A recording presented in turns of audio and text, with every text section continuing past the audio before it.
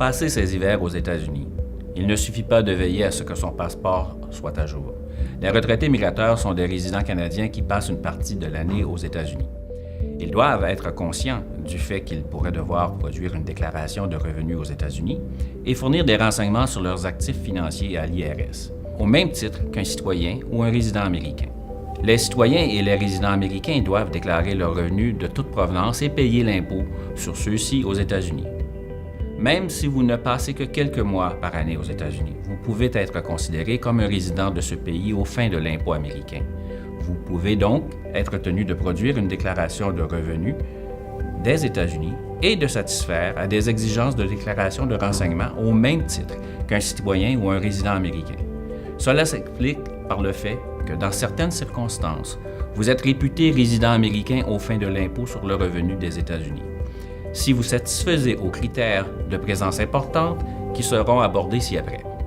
Pour obtenir davantage de renseignements, veuillez consulter votre conseiller fiscal sur le site web de l'IRS, irs.gov.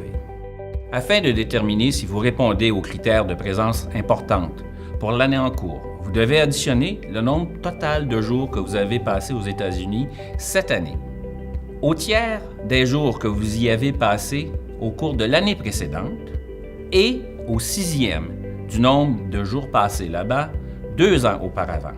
Si le résultat de cette addition donne un nombre total de jours qui est égal ou supérieur à 183 et que vous avez passé au moins 30 jours aux États-Unis au cours de l'année, vous répondez aux critères de présence importante et serez donc considéré comme un résident américain aux fins de l'impôt américain pour l'année en cours.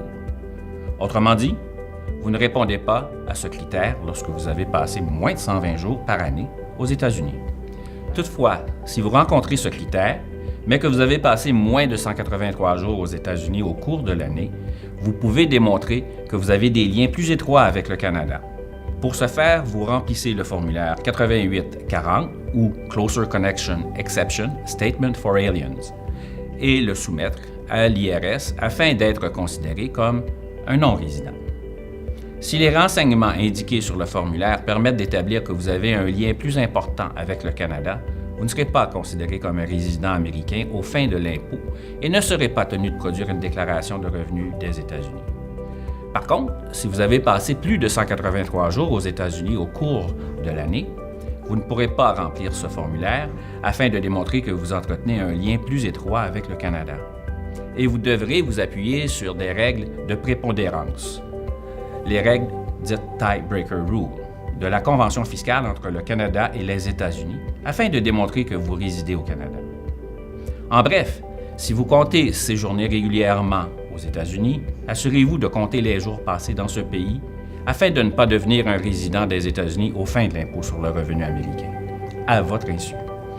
En cas de doute, en ce qui concerne le critère de présence importante, veuillez communiquer avec votre professionnel de BMO afin qu'il vous aide à trouver un conseiller en fiscalité internationale qui répondra à vos besoins.